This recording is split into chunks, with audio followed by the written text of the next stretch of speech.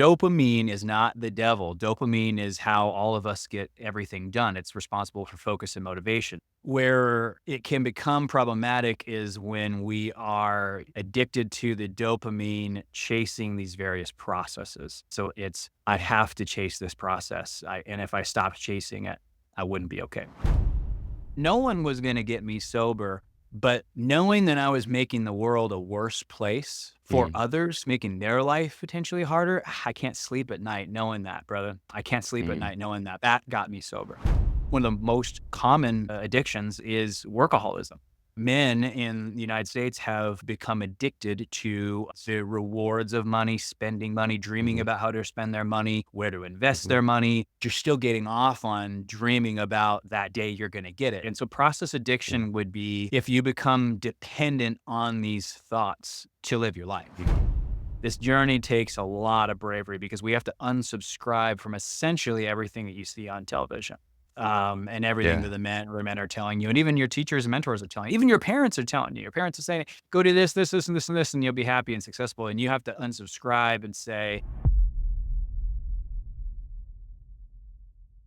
All right, ladies and gentlemen, welcome back to another episode of Unhooked. I am your host, Jeremy Lipkowitz, today joined by Roland Cochran. Roland, "Yeah, welcome to the show.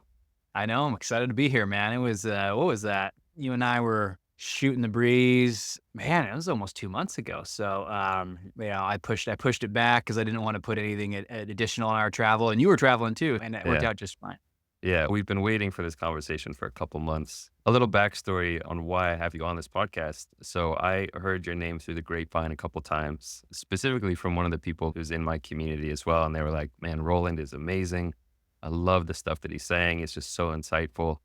So I looked up your work and really resonated with a lot of what you're talking about, what you're doing. So for the people who are listening to this, what is your mission? Actually, I've had a lot of businesses, and you always want a mission, right? This one is funny. I would say this one I actually do have a really clear mission. It's twofold. The first aspect of it is to be, and I hope I don't offend it, but anybody by saying this, but I think they're shit in the bed with the porn and sex addiction recovery work. If you look at when it was birthed in the 1980s, it was primarily pioneered by one gentleman. It was all of his opinion. There's actually zero research to back almost any of it. And then I would say at least 40% of it's copy and paste from substance addiction, which if you look at which is kind of an interesting thing to do because if you look at the ins and outs of process addiction, the two couldn't be more different. It's comparing two completely different things, right? The only thing that they have in common is the word addiction, but there's a lot of people that don't even like to call sex and porn addiction an addiction because there are some people who are chemically dependent, but there's a lot of people who they can stop for a month or two or three. And by definition, that would mean you're not an addict. And so I guess my mission one is to shine light on process addiction. I mean, there's probably people who are listening to me say that word right now who are pulling their phone out and looking it up, which is sad to me. That is a total letdown and a disservice to the men who are suffering from this. So that's kind of mission one is process addiction's different than substance addiction. And it's no joke. If you look at some of the process addictions, the biggest one's probably eating disorders, which are the most similar to sex addiction in the sense that you need food, you need sex. And so here we have these interesting needs as humans to survive and propagate our existence. And then we have this interesting kind of compulsive behavior that's happening to both of them. So mission one is process addiction, educate yourself about this. And then here's the depressing news. When you start educating yourself about it, you're going to find we don't know how to treat it.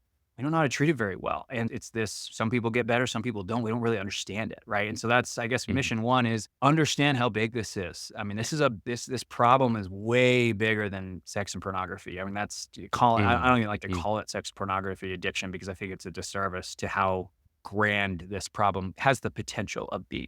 And then mission two is a lot more simple. I think high achieving men get the shaft.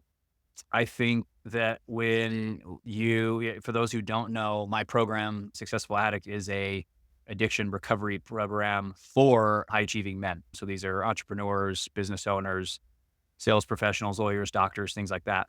I think they get screwed. I think they get screwed a lot. A lot of the textbooks are written for the 98% of the majority of the population, which would make sense. If you're going to make a textbook, make it for the bulk of the population so that most people reading it, it applies to them.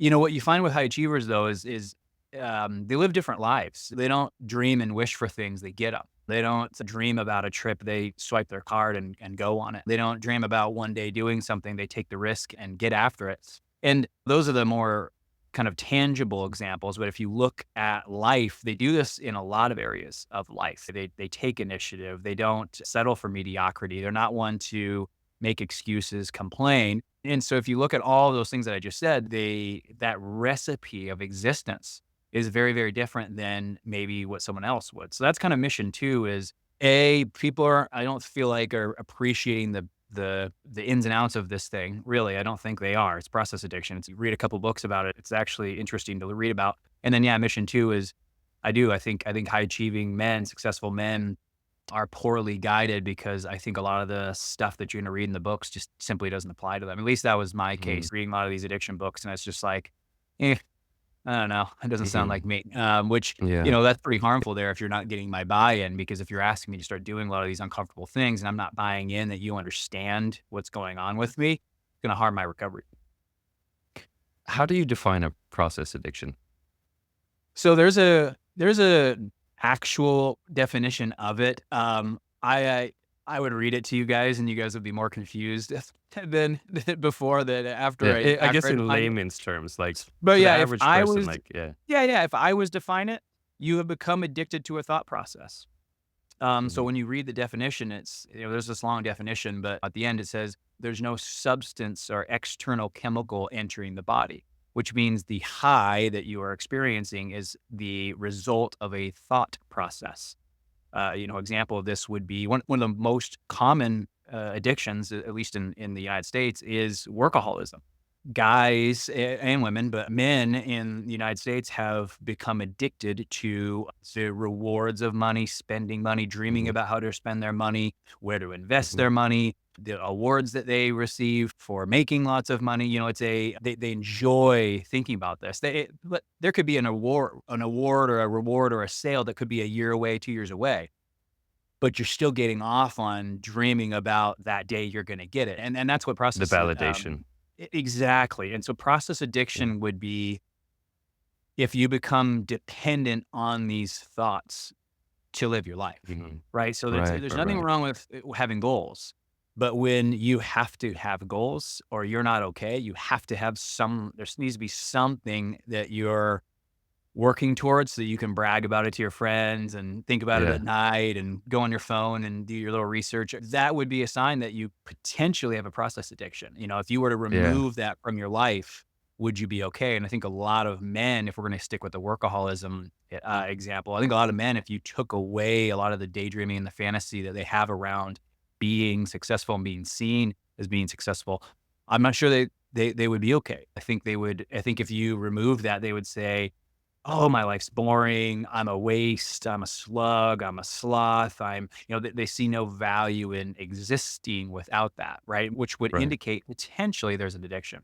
So I don't know if that Yeah. example makes sense, but It resonates a lot. It's one of the things, it resonates especially with me. One of the things that I remember very clearly was that when I recognized my own porn addiction or compulsive relationship with porn, it actually was just a single point on a spectrum of other things I was addicted to, primarily being around validation, success, pleasure, control. It wasn't just about the porn, it was about all the ways that I was addicted to Mhm. feeling good, getting validated, being the best, and needing that You- feeling. you- I'm curious just to know a little more, like, because we hear a lot about things like gambling you- addiction, shopping you- addiction, or would those count as process Yep, those are addictions? processes. Yep, nothing's entering the Yeah. body, and so therefore if nothing's entering the body and it's just a thought process, "Ooh, I'm so successful because I have these shoes now," and then 2 months later, "I'm so successful because I have these new shoes," and then I have this Mhm. handbag, right? That would be, and again, to delineate between when it's actually become a process addiction. If it was removed from your life, would you be okay? Would you be able to stop, or would you have to find a Mhm. substitute, right? Yeah, And so, the yeah, need all those things that you pacifier. said. Yep, exactly, exactly. Because that's the thing, it's Yeah. like I said, dopamine is not the devil. Dopamine is how all of us get everything done. It's responsible for focus and motivation. So if you wanna do something really nice for somebody for Christmas and it's going to take some work to build the thing, plan the thing, coordinate the thing. Dopamine's what's being released so that you make the phone call, so that you do the research, so that you drive to this store and that store and then the other store because they didn't have the right shade of blue, because it was important to this person to get the right blue. Dopamine's making you say, I'm not settling for this blue. I'm going to drive across town and get this other one because Mm, it's better, right? So dopamine's not the devil. Where it can become problematic is when we are addicted to the dopamine chasing these various processes. That makes sense. So I have to chase this process. And if I stopped chasing it, I wouldn't be okay. yeah, it's like the unhealthy dependence on it coming from a particular place and in a Correct. particular amount. Yeah. Correct. I think it's important for listeners to understand that you're not just some kind of bro speaking out of a textbook, that you actually have experience with this yourself. And so I'm wondering if you could talk just about your own personal story of overcoming this. Yeah. I have urgent care clinics. I used to have sports medicine clinics. I've sold those. And the reason I'm saying that is in medicine, it's proof. Everything's proof. You need to show me a study. You need to show me. You can't just say something. You need to show me it works before you can say it. And so that's how I've lived my life. The first year when I was getting my doctorate program, the first two classes were, I can't remember the name of them, but essentially they were teaching us to read studies and determine if it's actually a good study. It was evidence-based practice and something statistics. Anyways, so the reason I give that background is that's kind of how my mind started thinking. Going through school, it was like, well, you can't just say something does something. You need to have some ground to stand on. So I give you that background because then when I got discovered by my wife, I wish I could tell you guys I came clean and owned up to it, but I didn't. I got caught, and I would say it definitely progressed. So, I don't know if the people listening have experienced it progress, but it progressed. I mean, it started as pornography and then it progressed when I was in my early 20s to more digital stuff, but not porn, right? And just kind of amping that up. Eventually that crossed over into in person. And yeah, once it got into in person and once I had money, then it just started getting worse and worse and worse and worse. So, really not that much I haven't done. If you guys have heard about it or read in a book, it kind of progressed to that stage. Right when I was able to remove myself from my businesses and I was no longer busy working, I had free time and I was an owner of businesses, then it got really worse, right? Because now I was, Mhm. left alone with my thoughts and free time and of course money. So yep, definitely was affected by this in every way. I would say it probably destroyed my first marriage. My second marriage, I don't think actually I was fairly sober during that marriage, so I don't think it destroyed that marriage. But I think my process addiction destroyed the second one. Mm. The first Mhm. one, the process addiction was sexual and destroyed it. The second one, the process addiction was not sexual, but still destroyed it because my brain, I wasn't living, I was living in my life, not living it. And so it's hard to have a relationship with someone when you're doing that. And then this third marriage was different. I really love, she's probably the first and only person I've ever loved, including my parents. I've never loved anyone or let them love Mhm. me. And so when she caught me, yeah, this was different. Mhm. It's funny actually about 4 months before that, I actually had a moment where I thought about telling her, believe it or not, which is like Mhm. I mean, that's just ridiculous to say because like I was gonna take this shit to the grave. And, so I Well, thought about talk telling to her me and a I little bit figured it about out. that because I'd love to hear a little bit about that moment, the Uh-huh. one where you thought about telling her. What? Because I imagine you must have gotten to some pretty intense emotions of like, wow, I gotta own up to this. I gotta change. So, what was that experience like? I think we were just in a really great place in life. I was very present. We were back here in Sedona. It was right when we bought our lot, and I was just trying to make sure that we loved it here before I spent that spent that kind of cash. But yeah, we were just grounded. We love it here. I don't know if you've been here, but it's just slow. The people, there's no work here. So if you're here, it's because you really want to be here. Um, and so, yeah, I think we were just in a place where I was feeling in my body. I was feeling in myself. I think my wife was feeling in her body and she was feeling in herself. It was a very grounded time, I remember. And just a lot of closeness. And I think, probably in hindsight, it's probably the closest I've ever been to myself while simultaneously being close to someone else. who's also actively trying to be close to herself. So I don't know if I've ever been Mm, quite in that environment of so much truth in humanity. mm, But yeah, I remember I was sitting down at the table and I said, "Hey, there's something I need to tell you, but I don't know if I'm ready yet." And I didn't end up telling her, and then she would discover me. That was February. She would discover me in November of that year. Yeah. mhm. So it was still an active process. You were still Oh acting out. yeah. It's a you that because that's the thing. Everybody listening. The thing about process addiction is a lot of guys think they're sober and they think they're in recovery just because they haven't done anything sexual. And, if you're truly a porn addict and you are addicted to porn and masturbation and the stimulation that porn gives you, okay, maybe then if you're not doing it, you might actually be recovered and sober. Okay, I'll give that to you. However, at least for the guys in my group, they're not really addicted to porn, and so, or sex. They're addicted to, again, validation, admiration. A lot of stuff in our groups have crossed into not virtual. They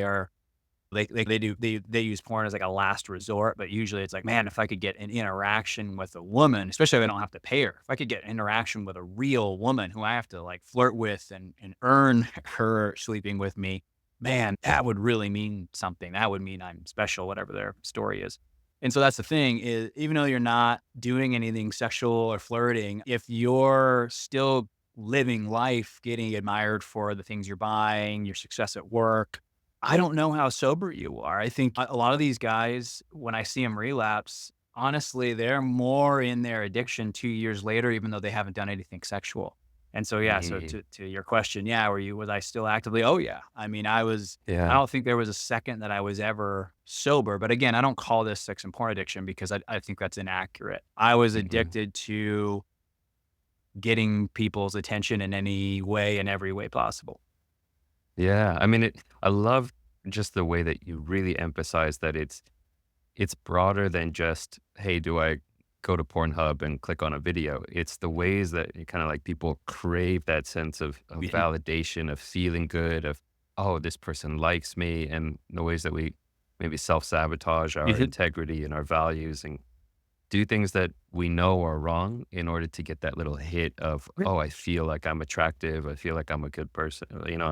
I'm liked and wanted and sexy and all those kind of things. 'Cause It's it's so broad. and porn's interesting, right? Because there's 2 ways to watch porn. One way is documented in the American Psychological Association. The other one is not documented, which is the one that we all know about. Porn addiction is still not an accepted term by the, DSM because they can't agree on how that's classified, which I don't blame them because it's actually quite difficult to define what a porn addict is. But so there's 2 different ways to watch porn. In one way, the way that's actually documented in psychology is voyeurism.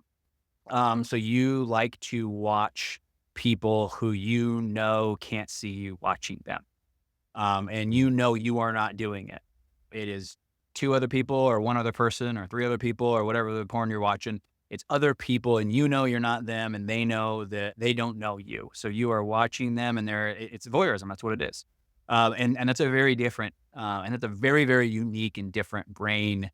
When you're not doing it and they don't see you and you're watching them, that stimulation is very unique. That's why a lot of guys Mm, can have sex with their wife and then watch porn 30 minutes later or vice versa, mm, because they're not even the same. It's 2 different. One's mm, voyeurism, one's sex, right? Now, here's the second way you can watch porn, and this is the one that's not in the books yet because, again, it's poorly defined. It's more in the process addiction realm. You can watch porn. This is how I watched porn. You can watch porn and fantasize and create a story, right, to satisfy your processes that you like. So, a lot of guys do. They have a genre or a couple of genres of porn, something specific they're looking for. And again, that doesn't mean it's not voyeurism, but sometimes if you're really on the hunt and you have this like pretty tight niche of things that you get off on, yeah, it might not be your traditional pornography voyeurism viewing. It actually could be, oh, I like this because it's the closest to kind of that little process that I like, right? I like that mm, process. Kind of picture her mm. do for me, or I can picture myself being, there's this, oh, wow, I'm trying to force this situation and pretend it's happening.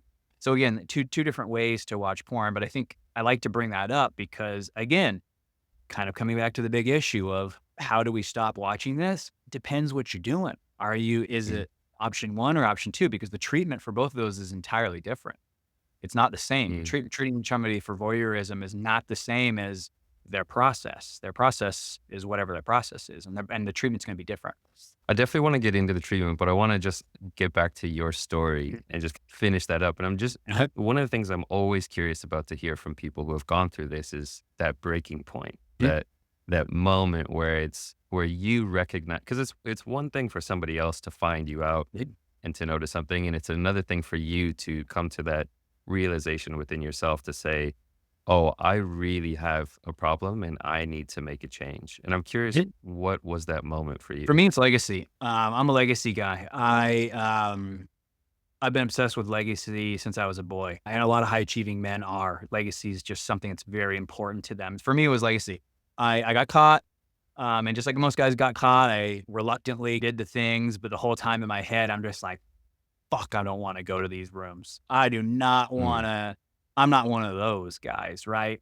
And so that was kinda like that first couple months was like, "Oh, I'm not like them. I'm not like them. I'm not like them." And eventually, I realized I was like them. Not only that, I would get in those rooms and I'm like, "Shit, it's gonna be easier for these guys to recover than me." I was like, "Damn it." Here I was, I'm so used to trying to, like, be better than everybody. It's just been, like, my number one process addiction is, I have this, mm, it's not my number one, it's probably my number 2 is a superiority complex of making yeah. sure no one in the room is better than me.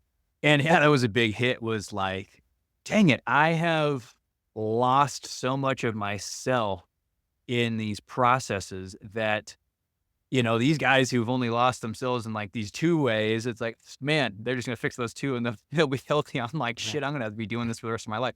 But that wasn't the breaking point. The breaking point was Aw. legacy. And what hit me was that what I was doing was unsustainable for the race, so the human race. What I mean by that is on the surface, it was like the first reaction, at least for me, I don't know if this is every guy. First reaction was, "Oh, come on, it's just sex. All guys are doing this. Like women don't understand." And that's kind of like your first thing is it's like, okay, I'll do the whole recovery thing, but in the end, like, sex is sex. It feels good. They don't understand. Like, that was kind of the original story. But Mm, then again, I started thinking about the effects of these practices. So, for example, using someone knowing I'm not going to ever contact them ever again. I don't know this person. It was a one night stand or a two-night stand, whatever. I don't know this individual. I'm intentionally really not knowing them. And so what's the harm there if it was consent, because that's the argument, right? Is well, Roland, it was consensual. So what's wrong? And you guys both had this sexual experience you shared. So what's the big deal? I didn't know her or wanna get to know her, so how do I know that it was truly consensual in the sense mm, that does she actually not like doing that? Is that something that makes her not feel good? I don't know this because I didn't take the time to get to know her. You see what I'm saying? And so that's where it's like, I can't necessarily say that all of those are truly consensual and actually a sharing of a sexual experience. And I have to be honest with what it's doing to me. Which is just a whole different mhm, topic. But, so then, okay, let's go down to, like, sex workers, right? Oh, if they didn't need the money and they didn't find it then what's the big deal, right? But again, if we stopped paying them, would they keep doing it? And that was, like, mhm, that legacy piece was, I don't think they would. And then here's the other argument was, okay, what about some of these other women? What if they did? Well, if let's say you stop paying and they still did it, what's that say about their their mental health? What's that say about, if that's something that they're gonna do for free and they want all these guys to look at them naked, what's that saying? And is that something that I wanna participate in? And then, of course, we rewind all the way back to pornography, right? And that's the argument is, "Oh, what's the big deal?" All right? Here's it's just a video, right? Okay, well, 2 things. One is, again, if we didn't pay them, would they have made that video? If there was no financial gain? Okay, I think that would cut down on 99.7% of the videos out there if money was not offered up in some capacity. So then everyone's, okay, what about those other ones? Again, we have to question the mental health. Is this, are they actually doing this as an art form, as a sexual expression? Or is this are they doing this because of something that happened to them? And again, we have to, I started seeing a lot of these flaws in these practices and what this would do to humanity. Is this sustainable? Is this a good thing for women? Is this a good thing for men? What other side effects are happening from this culturally that we don't know about, right? Is this increasing a lot of these various crimes of different kinds? We don't know. It's hard to measure when stuff's going on in the brain. And then, of course, before we move on, I have to address the guys. There are guys like, okay, what about ethical porn or what about AI? In AI, this woman never existed. She's fake. So I can't really be doing anything wrong, right? Because she's computer generated, Roland. So like, how's that wrong? I'm single. I don't have a wife. I'm not lying to anyone. I'm enjoying this fake woman who doesn't exist. What's wrong with that?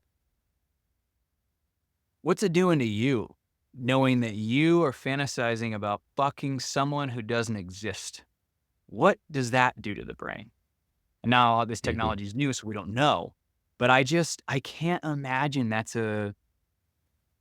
I just can't imagine that's a great practice to knowingly have sex with someone who doesn't exist. What's going to happen to these young men who are doing this from ages, I don't know, 14 to 21? Will they lose interest in having sex with someone who's not going to do it exactly the way that they want to do it? That's that. Their dick looks bigger on the virtual. Their virtual dick's huge. The real dick's not. That's what I'm just saying is like, I don't know if this is a good thing to practice. So anyways, that's a long Mm. answer running into some other things, but I think that was the thing that hit me was this practice was unsustainable and harmful to humanity. Mm. Propagation of strip clubs and these women having sex with a guy that they just met 10 minutes ago, and she's on a bunch of cocaine and he's sucking down Viagra just so that they can create this. I don't know. I think if we really look at the humanity of it all, a lot of these practices, they look really unsustainable and unhealthy. What I love about that is it sounds like it was really empathy for other people that was your gateway for change of I realizing, didn't hey, have this any is for me. actually, I yeah. hated myself. I abandoned myself when I was 8. So me empathizing for me wasn't gonna be enough to get me sober. And honestly, I'm an Mhm. intimacy disorder, so and I don't fucking trust anyone because of how things went down in my childhood, so I don't trust nobody but me. And so there was no wife, no one was gonna get me sober, but knowing that I was making the world a worse place for Mm. others, making their life potentially harder, I can't sleep at night knowing that, brother. I can't sleep at Mm. night knowing that. That got me sober. Yeah. And I think this just highlights that there are so many different doorways into recovery, like so many different insights. I was just reading up on Tony Robbins, his 5 stages of transformation framework. And one of the fourth stage, after you have this breakdown moment, hitting rock bottom thing, the next stage is some kind of moment of insight. Mhm. And I think in all of our lives, there's so many different insights that we can have that can be the doorway into recovery. And then once you're in that process of recovery, you start having all these other insights. If Mhm. you do start developing empathy for yourself, or if you start with empathy for yourself, then maybe once you get in, then you start recognizing empathy for others and saying, wow, this is Mhm. really actually harmful for other people. Mhm. But you just need one doorway into Mhm. recovery. Yeah, and I Once you think get in everybody there, has the whole a world different opens. one. I think my guy's legacy is big for high achievers. It's just for whatever reason, it's just Mm. something that seems to be baked into their DNA. But I think other people, it can be the lack of presence, just the feeling of being in your body and then doing these things that take you out of your body, right? If that's something that somebody's Mhm. really into, like my wife, she's really in tune with stuff like that. So that's how she Mm. measures things. Like, this is good because I Mm. feel in myself. This is bad because I feel out of myself.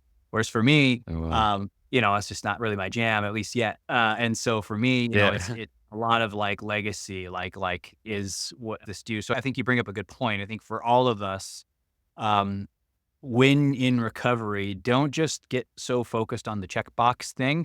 Listen to the podcast, read other books and apply those books to recover. Because again, I think to your point, one thing that I think will put you in long-term recovery, long-term sobriety is if you can tap into that thing for you.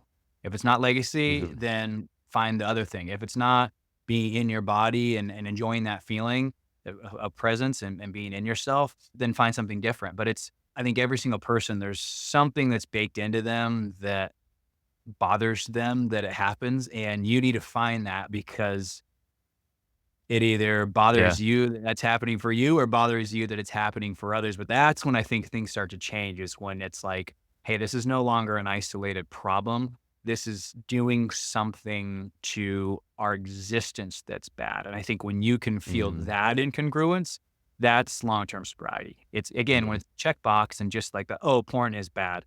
Oh, I can't do this or my wife will leave me. If it kind of stays in that realm, "Oh, it's not that bad, other guys are doing it, and there's billboards of girls in their thong bathing suits," and, let's say, if that's where you're still at is like, "Oh, I just can't do this anymore, but everybody else is." If you're still kinda living there, and trying to not participate, I don't know, man. I think you yeah, have to it's too tap into small. something. Yeah, yeah. It's not Yeah. I don't think humans care enough about I don't think we care enough about the transactional phases of our culture. I don't think that's enough. And so if that's your only measure of stopping, I don't know if you're going to recover, in my opinion. Right. No, I think that's so well said that finding ways, and we're so lucky. There's so many different podcasts and books and YouTube channels and resources that you can find one that really speaks to you, Yeah. that strikes a chord and resonates with what stirs your soul and gives you that motivation for recovery. And like you said, the more that you can connect it to something greater than yourself, to your legacy or the way our society works or something just bigger than that. I'd love to hear if there were any books that were very important for you in this process. Like for me, there were a couple books in my journey that really helped me along the way. And I'm curious if there was any book or mentor or source of wisdom that helped you along the way. No, there's been a ton of books that helped me in my life Mhm. that probably have helped me in hindsight and recovery. But yeah, I was fairly disappointed. A lot of the reason why I decided to go hard in this thing and actually figure it out and then create something to help people was just so unimpressed, man. I'm just like, Uh, I don't know. I'm reading these things. I'm just like, nah. I'm like, come on, man. Like a problem that affects nearly 400 men in the US alone, probably more, but truly diagnosable 480 million men in the US. And it's like, come on, we don't have, this is the only things we have. Wait, But wait, wait. here's what I would say to that though. 480 million men? Hold on. How many people are in the US? I thought there's only like 300 Um, million let's see people in the here. US. We have We got to get a new stat. how many population? I think US is like Um, 380 million. how many US population? Let's look at this. 380 million. So it's 3 it's, because it affects, what do they say, 12% of men. So it's 40 million? How's that sound? Okay. Yeah, yeah, Is yeah. that better? Is That makes that sense. better? Yeah. Yeah, I can't remember. What was I saying? 400,000,000? Yeah, that Yeah. would be, I was like, that would be 400 million men in the US. Like, to repeat, my bullshit our detector's like, 40 hold on a second. yeah, 40,000,000. But yeah, Yeah. the books I was just so unimpressed. So, but here's what I would say to that. The thing that changed me were 2 people. The first one was a guy who I actually met in treatment, ironically. I met him in treatment. He was during the same treatment phase, I guess, when I was there with the other guys. And he is a very famous addiction treatment doctor. He runs one of the most successful, he just sold it, but it was one of the most successful alcohol and narcotics treatment facilities. And it was funny. I was like, oh, dude, like, here you are suffering from sex addiction. And that's when he told me just straight face, he goes, this is process addiction. He goes, they're not the same because they're entirely different. Mm, And mm, so for the whole time I was at treatment, I was just asking him questions like, "Okay, tell me about this." And he was like, "Yeah, we don't even have eating disorders." He goes, these poor gals." He goes, "We can get them to stop starving themselves." But he goes, "Honestly, they're tormented for the rest of their lives, weighing themselves on the scale, counting their calories, feeling guilty about having a milkshake. They're haunted for the rest of their lives, whether they're mm. starving or not." And they go in and outs of periods of like, what we would call in the porn addiction world slips and relapses. They have, oh, I ate too much for breakfast out at brunch with my friends, so I'm not gonna eat lunch or dinner Mhm. to make up for that calorie breakfast. The equivalent of us would be, oh, that'd be a slip. A little, Mhm. I just watched porn and masturbated. Whoops, sorry, I won't do it again Mhm. tomorrow, right? And, so anyways, he's kinda talking to me about this, but that was kinda like turning point 1 was I was like, "Damn, how come I'm hearing this from you and not from, like, everyone else?" Because I was swiping my card for anybody to help me. I love my Mhm. wife so much. I was like, "You guys gotta get this out of my life." And, yeah, I wasn't doing anything, but man, I just didn't feel treated. I'm like, Mhm. "Okay," like, here I am 8 months deep, 9 months deep, and I'm like, "I don't know, I'm not that different, man." I'm Mhm. like, I still kinda wanna do all this shit. I'm just not doing it because I don't wanna get divorced, but, like, I don't necessarily say at that phase I had stopped wanting to do it yet. So that was turning point Yeah. 1. Turning point 2, I know these aren't books, but turning point 2 is Dr. Omar Minwalla. I don't know if you've looked at a lot of Minwalla's stuff. So Minwalla is hated by the sex addiction community because he's actually not a certified sex addiction therapist. He is a sexologist. So he studies human sexuality. And so his approach is quite different, right? He doesn't have I don't know, for lack of a better word, kind of the whole Christian Puritan kind of spin on it that a lot of Mhm. the sex addiction world has with it.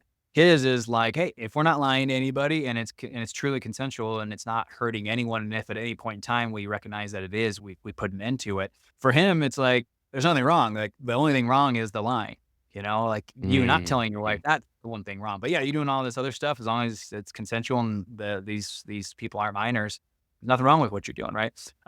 So anyways, he's got some flack for that because his approach is just Mhm. interesting. But he introduced one thing to me that I think is a big problem, especially for porn addicts, which is I shouldn't say a lot. There's a lot of young men who part of the allure was that they couldn't do it. They weren't allowed to do it. And they don't know that because they were 12, 11, 14. So they weren't really using that brain. They would just see this naked girl, masturbate, and enjoyed it. But what they didn't really know is they weren't allowed to. They were sneaking around doing it. And so part of the allure, part of the template is doing something that you're not supposed to do. And a lot of guys, if you ask them, they would say, "Oh, no, that's not what I'm doing." Well, I know because from 18 and on, you didn't have to do that anymore. But, when it started, that was the big thing, and, so the reason I bring this up is he talked about how when guys start to have their behavior policed, watched, it makes them wanna do it more, and, that was really pivotal for me because I was like, "Oh, yeah, yeah, I'm not gonna do this. I love my wife too much. I'm putting an end to all this stuff." But it was funny as my behavior was being policed and I started doing, because my wife's going to all these programs. So now she's like, "Oh, we need to do a check-in. I need to know where you are. So we need to do a check-in every night. And we're putting these apps on your phone." And it was funny. The second I started getting watched, I started having cravings to do stuff, man. But it wasn't to, Mhm. like, get aroused and have an orgasm. It was I didn't even need to get an erection. That wasn't the goal. The goal, I didn't even really wanna see pornography because if I saw pornography, then now I'd have something to actually tell her. I was like, "Man, what could I see? How can I," it was this whole process around, like, what can I do to get away with this? And it was Mhm. so weird, and I hated it. I hated it so much, and it turned into actually a pretty strong compulsion, to be honest with you. And then finally, I met Omar, and he was talking about the deception and control piece, and where if you're being policed, if you have this check-in, if you're doing these routine polygraph tests, if you're Mhm. um, you just wanna defy and rebel. Mhm. The human in you is like, "Don't treat me like a pet. I'm a Mhm. person." And, you don't like and so that was a huge thing for me. So I know those both weren't books, but those are the huge turning points for me Mhm. in my recovery was understanding that, wow, okay, process addiction. Man, this thing's big. This is no joke. This is unique to me. No other person has the process addiction I have. So no wonder going to 12-step meetings didn't work for me because I would go there and I'm like, nah, it's not me. I don't do that. I don't do that either. I felt like I was in the wrong room but now it makes sense. If there was a different room and we weren't talking about sex and porn addiction, we were talking about processes that we're addicted to, I might actually feel like I'm in the right room because while his process is different than mine, I can now relate because it's like, yeah, I don't do that, but I do something similar, right? Because now it's Mhm. like, oh, right. And I think that's where this another thing that gets failed in this community is It's not like AA where we all walk in and we're all drinking alcohol, right? We all share that. We know where to get it. We know where to buy it. We know where it's a shared experience. Process addiction's different from person to person. It's different for every single one of Mm, us. And so that whole dynamic of it was a huge one. And then, yeah, Omar Minwala kind of talking about how control and deception can actually be more of it than arousal and yeah. sex. I really appreciated him talking about that because to me, that was what finally cracked the code was it was like, I couldn't figure it out. It's not sexual. I was telling my wife every night, she's like, "Why are you doing this shit all that?" I'm like, "I Mm, don't know. I don't mhm, know. I can't figure it out." And then when Omar told me that, it was funny. It was funny because the second he told me what I was doing, I didn't wanna do it anymore because I was like, "Well, that's stupid." And it lost its power over me because I was like, "Well, that's dumb." I thought it were cool. I thought it was about sex and shit. I was like, "Yeah," but, like, the second I found out that it was like, "Oh, no, you're just doing it because she's telling you not to, and you're trying to rebel and defy and prove that you aren't gonna take shit from people." And the second I realized that, I was like, "Well, that's childish." And so all of a sudden I was like, "Well, I'm not doing that then." If it's mm, sexual, then okay, there's some that but if it's just me being a little boy, I'm not interested yeah. anymore. It's funny how clarity and just seeing things clearly Mhm. can be so Yeah. much a part of the healing process of just you don't even need to put in that much effort once you see clearly what's going on. Or like, I mean, you still need to put in some effort, but the amount of effort is so much less once you just start to see the inner workings, like how the dynamics of this compulsive behavior are playing out. Again, and that's why I like talking about process addiction is if we ignore that and we keep this whole thing about porn and sex and boobs and vaginas, it's just again, it's to your point, your brain's not connecting the dots. And so I think a lot of guys are just Mm, left in the dark. Whereas when we really bring this back to the truth of it all, it's a process addiction. And you start to connect the dots of like, oh, those are the processes I'm chasing. Then it just kinda yeah, lure it choose it the story of like, "Oh, sex, sex, sex, sex, sex, sex, sex." That one, like, you know, mm, it's it's it's like, well, I like to have sex, and I don't wanna not have sex. See what I'm saying? So if it's just sex, sex, sex, sex, sex, there's a lot of your body that's like, "Well, I don't necessarily wanna not have sex, and can I even ever get to that point?" And so we're completely corrupting the whole process. And so I love what you yeah. said about that clarity to me.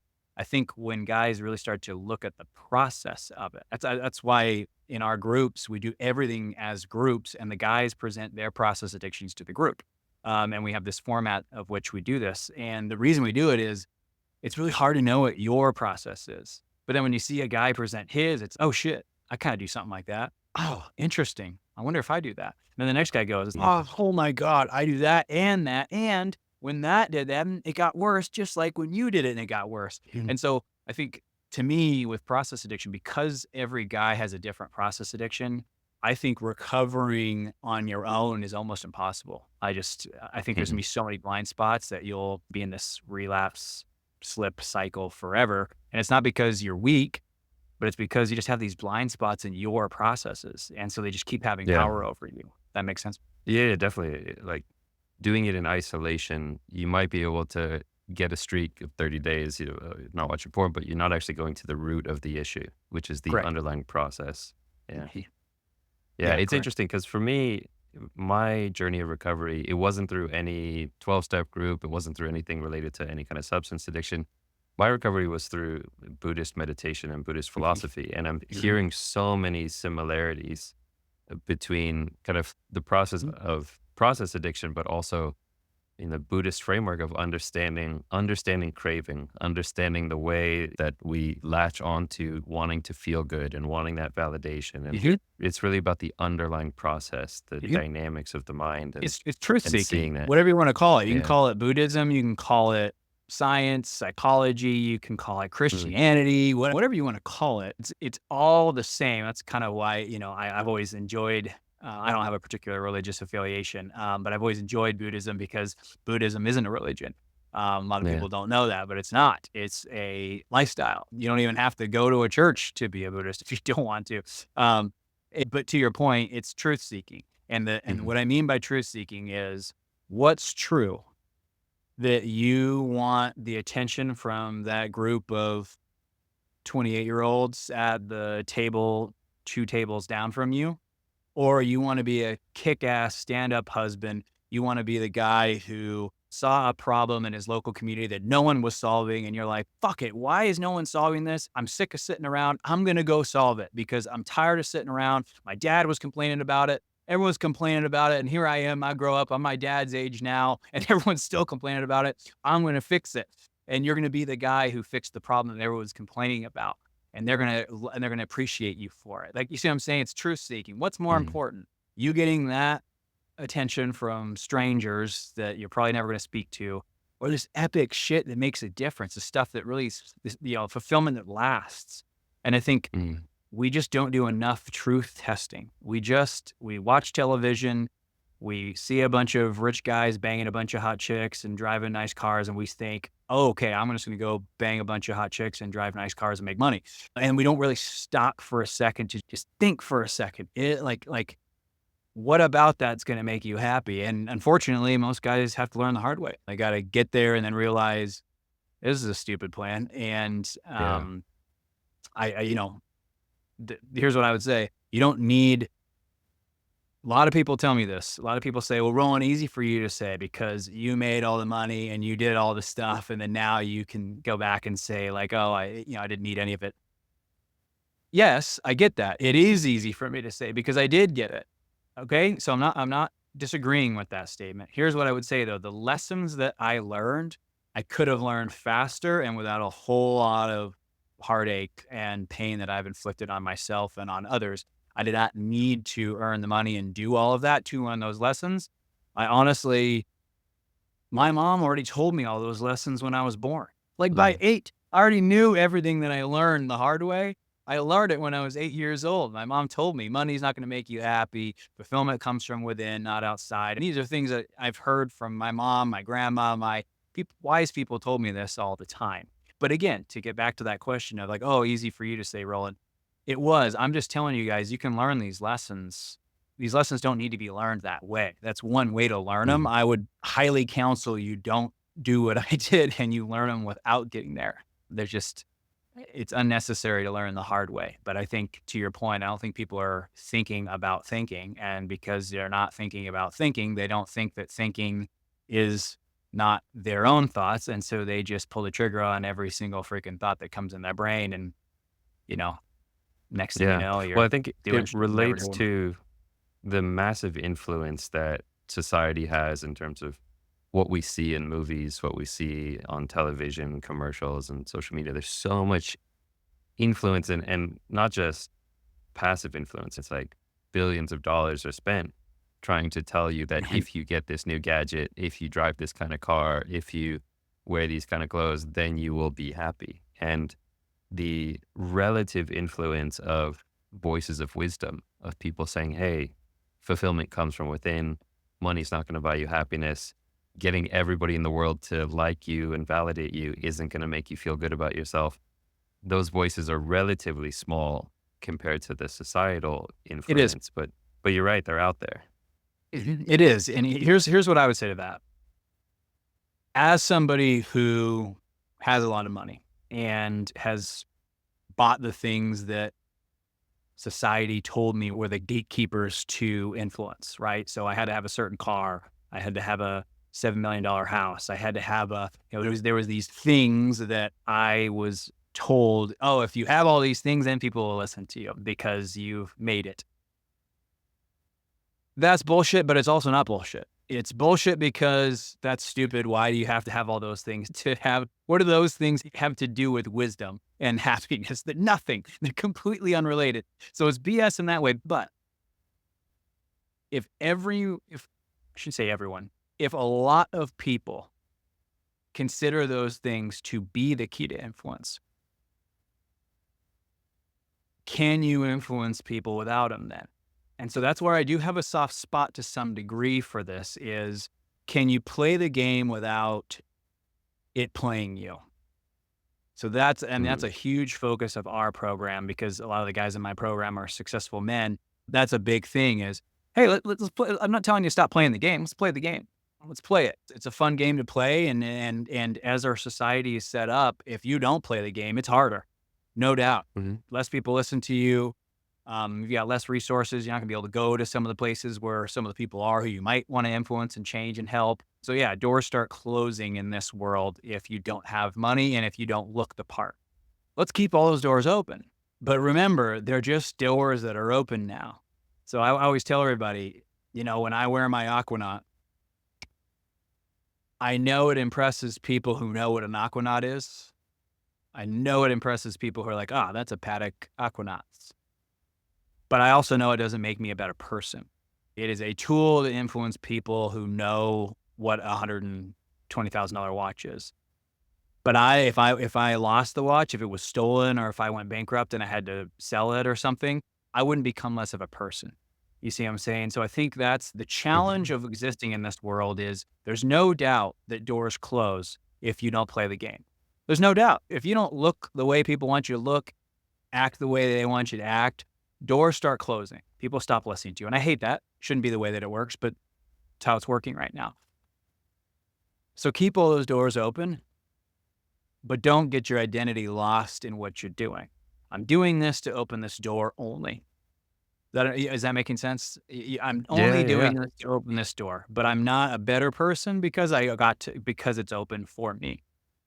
It's Yeah. just this weird, like, I know it's this weird way that this world has been set up. And so I have a very healthy distance between, hey, if you are only going to open that door, if I have this rich wristwatch and I have this car, and I really want on the other side of that door because I have some beautiful, meaningful work that I'm going to do when I get over there, then I'm going to do the things required to open it. But don't you Mhm. think for 1 second anymore, old Roland would have got high on his own supply. Now I can get that door open. I can know that I did the things to get that door open, but I have a healthy distance between that and me. Just because I had to Mhm. do those things to get it open doesn't mean I'm gonna let it get to my head. Not anymore. I used to, Yeah. not now, right? But I think that's kind of the gate. I think that's the gateway to compulsive behavior and process addiction is, do you know the difference? Do you know the difference Mhm. between doing something to open the door, and do you have a reason for the door to need to be open? And what's the reason? Because a lot of people are opening those doors so that they can feel important. And if that's why you want the door open, then that's not gonna end well for you. So it comes back to understanding your intention, understanding why you're Right. doing things. And I think also one of the insights that so many men on this journey have is what genuinely brings fulfillment is making an impact and making the world a better place and being of Mhm. service. And if money can help you do that, if that can help you open those doors and make a greater impact and make the world a better place, then why not play the game? But just Mhm. know why you're doing it and don't be Correct. addicted to the the validation that comes, but Mhm. just use it as I've a seen tool. so many of my mentors sell out, and it always breaks my heart. They had such a pure heart, and they kept it pure, and then they get into the influencer crowd of the people who you and all the listeners know who I'm talking about. They get into that crowd of personal development influence, and when they're there, yep, they all sell out. They have this beautiful Mhm, product, and the next thing they're selling a $997 some bullshit. But, it's just like, man, I hate mhm, seeing that. And but that's the mhm, that's to me, if we're talking process addiction, that's how you gauge your recovery. Is, hey, when I get mhm, there, and these guys are all making 70 times the money I am selling little trinkets to people, and I can sell a real product that actually changes someone, but the margins are tight on it. Can I sit in this room and say, you know what? I feel good about doing this and making $80,000 a month, even though all these guys are making $80,000 a day. Can mhm, I be okay with that? And I think that's where it really shows you the health of where you are with your process addiction is in that room, can you be proud of you without letting them take your trophies away from you and make you feel worse about what you're doing? And mhm. took me a while to get there, I'll be honest. Every time I got in that Yeah, room, I was always like, man, I thought I was doing well. I need to go I need to get back to work, right? Um, yeah, but now I'm getting better. I can be in those rooms now and stay true to what I wanna do rather than let them convince me that I'm not enough. yeah. I don't know about you, but for me, it's like this process of recovery, it's a continual process of peeling back layers of the onion and looking at the more and more subtle ways that I am addicted to my ego or addicted to wanting to be liked. And, the more that I can peel back and say, "Oh, look at the ways that I'm clinging on to wanting somebody to like me Right. or wanting to have my pleasure." It's a never-ending process of Mhm. self-discovery and self-awareness. And it requires bravery. I'm not a Christian. I don't identify as that. Again, I don't subscribe to any particular religion. But one of my favorite books is the Bible. And in the Bible is literally a book about what we're discussing today. Is about one gentleman Mm, who said, "Hey, it's gonna be hard to be you. It's gonna be hard to be you. It's gonna be hard to do the right thing in a world of people who don't want to be themselves and aren't doing the right thing. You're gonna be weird." And, in that story, he was murdered for it. But mhm, they told him, he said, "Hey, just say you're not the son of God, and I'll let you live, but, say it, and I won't kill you." And he was like, "I'm not saying that." And so then they murdered him. He could have easily just said, "Fine, I'm not," and then they would have let him live, but he was like, "Nah, I mean, if you're putting me on the spot and I have to sell out, I'd rather die." And that's the beauty of that mm, story is what we're talking about is bravery. To not objectify women, it takes bravery. To not want attention from women transactionally takes bravery because it's, "Oh mm, my gosh, can I live without that validation? Can I actually not do that anymore?" Or even for men, for that matter, not try to impress men. My impress, process yeah. addiction, I wanted to impress men way more than I wanted to impress women. Way Mm, more. Way, way, way, way more. I wanted men to wanna be me way more than women to wanna have sex with me, way more. mm, And so that's what I would say to that is this journey takes a lot of bravery because we have to unsubscribe from essentially everything that you see on television, and everything that yeah, the men are telling you, and even your teachers and mentors are telling you. Even your parents are telling you. Your parents are saying, "Go do this, this, this, and this, and this, and you'll be happy and successful." And you have to unsubscribe and say, "I'm gonna do things that make me feel fulfilled." And I think until you have the bravery to do that and know that people are still gonna love you when you're doing you, I think that's why we have so few people. That the Bible, I mean, shit, that was written a long time ago. I wouldn't say that we've learned our lesson. I would say we regressed. mm, Every single thing that's written in that book, I think we have taken steps further backwards as a culture. We are subscribing to fallacies more than ever before. But that book, for anybody, if you wanna go through and reread that book as a book about a brave person doing brave things, that's all that book's about. It's no different than Siddhartha. It's the same thing. It's a book about subscribing to different lives only to be disappointed time and time and time again. That's all the book is. Power is not gonna do it. Money's not gonna do it. All that's the Bible's just riddled with there's gonna be a lot of people telling you that this is gonna make you feel happy, mm. and it doesn't, right? Yeah, it definitely takes bravery and courage to do this work, to go into the unknown and face your fears and let go. I mean, in a lot of ways, it's letting go of the comfort blankets, the Mhm. pacifiers, and stepping into the desolate wilderness, the unknown, and learning how to live in that new reality. This has been a fantastic conversation. I'm so glad we got you on the podcast finally. I feel like I have a list of so many other questions. We might have to bring you back on Yeah, for we'll do a round part two. 2 in a couple months. Yeah, yeah. Well, last question: where can people get connected with you and find out more about your work? Yeah, successfuladdict.com is the program's website. And again, it is designed for high achievers. Now, a lot of people ask me, "Ron, what's a high achiever?" Right? I'm making okay money right now. I'm making about 150K a year. Like, am I a high achiever? Listen, a high achiever to me, the way I define it's a mindset. Do you refuse to settle for mediocrity? Are you relentlessly pursuing your full potential? That's what I'm looking for when I'm on the phone. So yeah, we've had guys in the program who own a couple businesses and make 150, $200,000 a year. That's a high achiever to me. It's just because a lot of the guys in my program are making millions of dollars a year does not, to me, it's just because their businesses are bigger.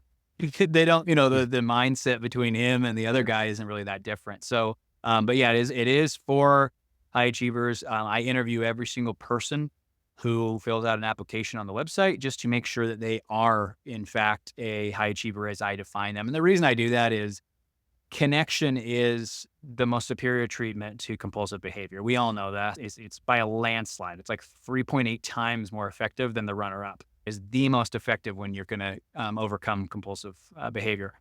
We connect best with people that we can relate with, people that we feel like live a similar life to us, like they understand us. And so the reason that I've congregated high achievers is I need them to connect. And so I'm not doing it because for some elitist superiority nonsense. I'm simply doing it because these guys have common problems. So if you're listening to this and you are a high achiever and you resonated with a lot of what we said, you're probably a good fit. So fill out an application and you and I can jump on the phone and see how it works. I'll warn you, it's not the cheapest program in the world. We do have live events twice a year that are all included. So your room at the resort, all your food. We come out to my house on the final night, and we have our closing ceremony. A private chef come out there, play some yard games, and so it's a very bougie recovery program, and it ain't cheap. But at the same time, you get what you pay for. And I think when you try to cost cut your way to recovery, I'm not sure that's the best route. All right, man. Well, it's been fantastic having you on. Looking forward to round two, and hopefully I'll see you in Sedona someday. Yeah, I think it's gonna have to be round 3. I'm gonna have you on my podcast, and we'll come back here and do part 2 on yours. That sounds good. All right. Thanks for listening, everyone. See you guys on the next episode.